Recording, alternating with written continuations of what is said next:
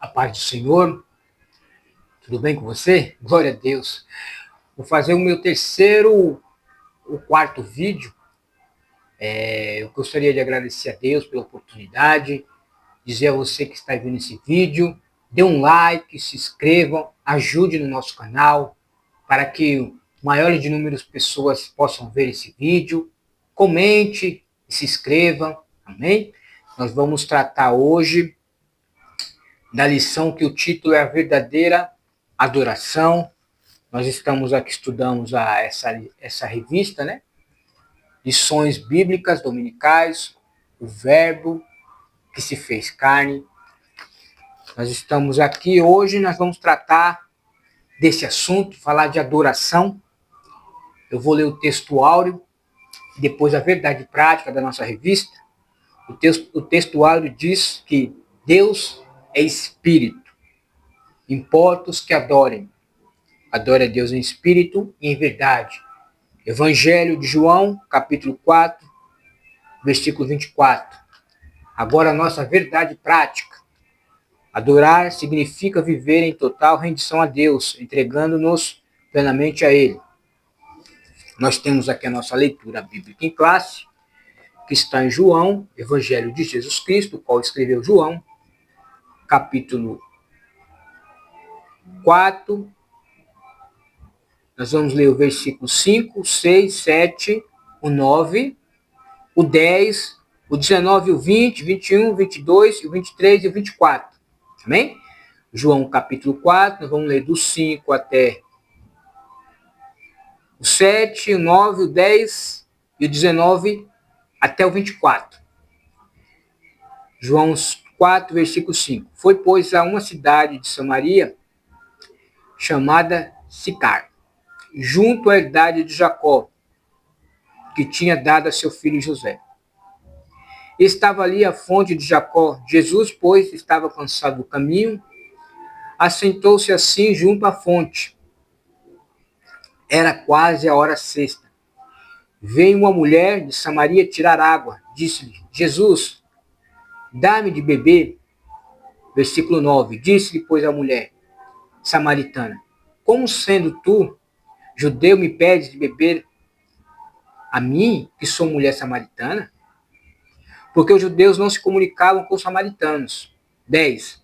Jesus respondeu e disse: se tu conheceras o dom de Deus, e o que te diz, dar-me de beber, tu lhe pedirias, e ele te daria água viva. 19.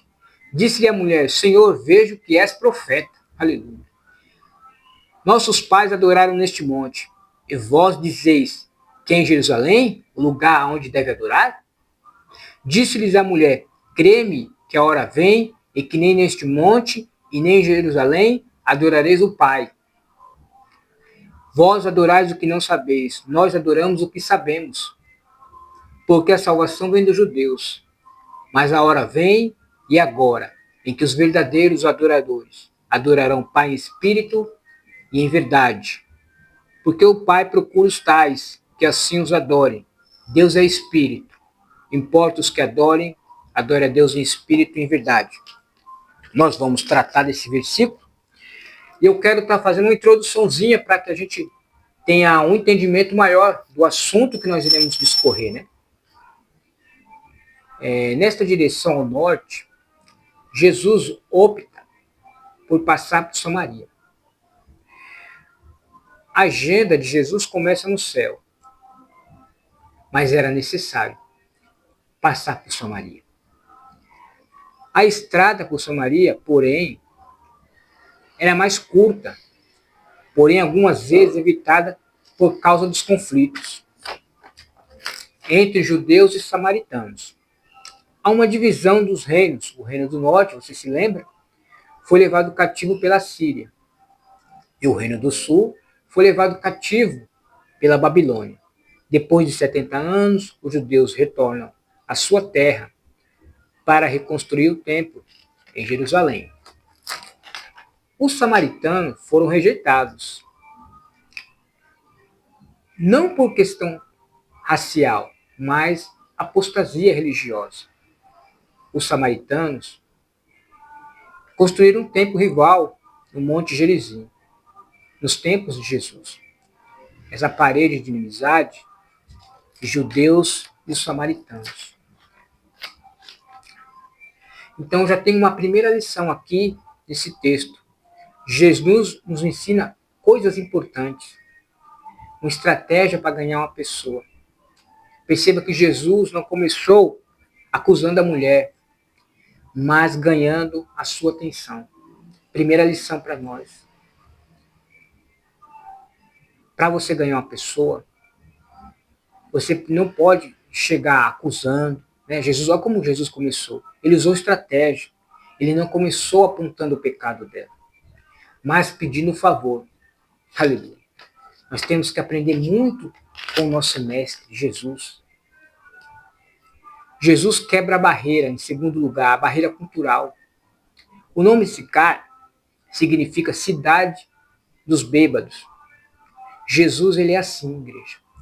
Ele transforma água em vinho, ele transforma o mal em bênção, ele transforma a briga em paz. Aleluia. Esse é o nosso Deus. Segunda lição. Agora, a terceira lição, Jesus quebra a barreira religiosa. Os samaritanos diziam que era neste monte de Gerizim. Eles rejeitavam o Antigo Testamento. Os samaritanos tinham uma religião. A religião não salva. Aleluia. Quem salva é Jesus. Jesus supera todos os obstáculos, triunfa sobre o preconceito para salvar aquela mulher. Olha a importância de uma alma para Jesus. O salmista vai dizer que o valor da alma é caríssima. Ninguém pode pagar, mas ele pagou. Ele morreu por mim e por você. No versículo 7, veio uma mulher de Samaria tirar água e disse-lhe Jesus, dá-me beber. Jesus faz um ponto de contato, aleluia, pedindo, dá-me um pouco de água. Quando alguém deseja penetrar o coração de outra pessoa, olha que importante, peça um favor a ela. Jesus não chega apontando os pecados. A Bíblia diz que ele não veio, ele veio salvar e buscar aquilo que estava perdido. Ele não veio condenar, ele veio salvar. Olha a importância que Jesus dá para uma alma. Jesus deu valor àquela mulher. Glória a Deus. Jesus deu valor, aleluia. Jesus olhou com simpatia. Eu e você precisamos olhar com essa mesma simpatia de Jesus. Ele não julgou, não, ele não condenou. Lembra da mulher pega no ato de adultério? Aleluia. Jesus é maravilhoso, igreja. Olha aqui no versículo 9. Disse-lhe, pois, a mulher samaritana, como sendo tu, judeu, me pedes beber a mim, que sou mulher samaritana? Porque os judeus não se comunicavam com os samaritanos. Havia uma barreira. Paulo vai dizer que Deus, lá em Efésios, ele quebrou a barreira da inimizade, juntando gentios e judeus, uma só pessoa, uma só igreja. Aleluia. Deus, ele quebra o laço, ele quebra o embaraço, ele quebra a barreira. Jesus é poderoso. Diante das dificuldades levantadas pelaquela mulher samaritana, Jesus mostrou que quem precisava de água era ela. Quem precisava da água da vida era aquela mulher. Oh, glória! Conhecer o dom de Deus. A água que Jesus oferece não vem de um poço comum. É uma dádiva, é um presente de Deus. Olha o 10. Jesus respondeu e disse, se tu conhecerás o dom de Deus fala da salvação, dádiva, presente de Deus. Que é o que te diz, dá-me beber, tu lhe pedirias e ele daria água viva. 19. E disse a mulher, Senhor, vejo que tu és profeta. Aleluia. A mulher reconheceu que Jesus era profeta. Aleluia. Mas o interessante, que você vai ver que a mulher, ela não entendeu bem a palavra. Jesus falou da água viva. Lembra de Nicodemos? Nicodemos era mestre. Também não entendeu a palavra de Jesus. Jesus fala sobre o nascimento. Nicodemos, você sendo um mestre, é necessário nascer de novo. Ele é, mas Jesus, eu tenho que entrar no ventre da minha mãe. Nicodemos, você é mestre, você conhece toda a Torá. Ele não entendia as palavras de Jesus. No 13, Jesus respondeu. E no 14, vamos ler aqui, ó. Olha o 13, Jesus respondeu. Jesus respondeu e disse: qualquer que beber desta água tornará a ter sede. Olha o 14 de João. Mas aquele que beber da água que eu lhe der, nunca terá sede. Aleluia. Porque a água que ele der fará nele fonte de água viva, que salte para a vida eterna. Jesus está falando de salvação. E a mulher ela não entendia. Ela não entendeu como Nicodemos. Eles não entendiam como os discípulos. Aleluia. Jesus está falando de salvação, um novo nascimento. Ele veio para nos fazer isso, ele veio para nos dar vida, aleluia, salvação, perdão de pecados, reconciliação. Aí a mulher vai dizer, disse a mulher, Senhor, me dá-me beber essa água, para que não tenha mais sede, e não venha aqui tirá-la. Disse Jesus, vai e chama o teu marido e vem cá. Aleluia. Jesus é maravilhoso. Meu irmão e minha irmã, as coisas desse mundo não te satisfazem. A água do poço de Jacó fica fora da alma. Aleluia. A água do poço de Jacó é uma quantidade limitada. Diminui, desaparece. A água do poço de Jacó não é capaz de satisfazer. Ela não pode te satisfazer. Essa água ela não pode. A água que Jesus concede é um manancial completo que jorra para a vida eterna. Vamos ler lá em Isaías 44, versículo 3. Olha aqui, o profeta messiânico vai falar. Isaías 44, versículo 3. Porque derramarei água sobre o sedento e os rios sobre a terra seca. Derramarei do meu espírito sobre a tua posteridade e a minha bênção sobre os teus descendentes. Olha que maravilha. Agora, olha o que João vai dizer, 7,38. Evangelho de Jesus Cristo, qual escreveu João, capítulo 7. Vamos lá para o versículo 7. Capítulo 7, 37 e o 38. Vamos lá. No último dia, o grande dia da festa dos judeus, pôs-se em pé e clamou dizendo, aleluia, é o que Jesus disse, se alguém tem sede, venha a mim e beba. Ele é um manancial de água viva, oh glória.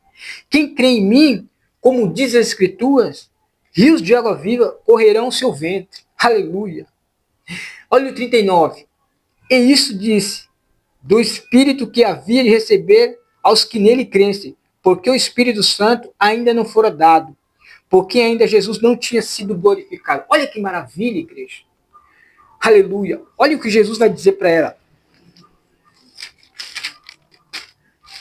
Lá no 4, olha que interessante. Chama o teu marido. Aleluia. Disse-lhe Jesus, vai, chama o teu marido e vem cá.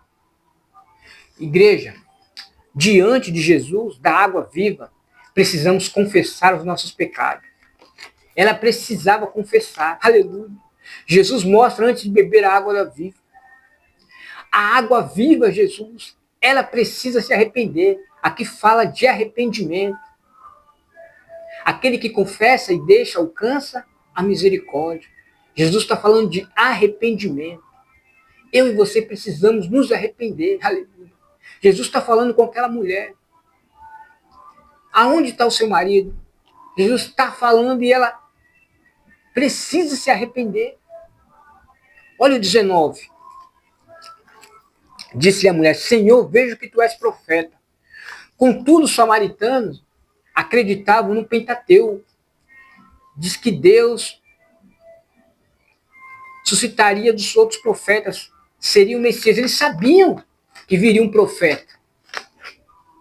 Mas nós precisamos conhecer Deus na sua plenitude. Significa que Deus é invisível. Deus é luz.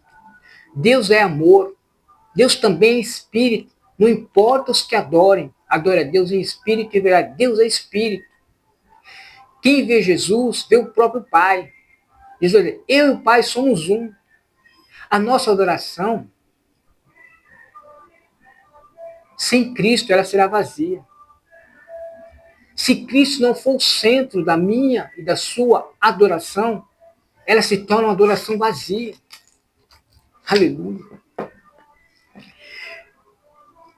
20.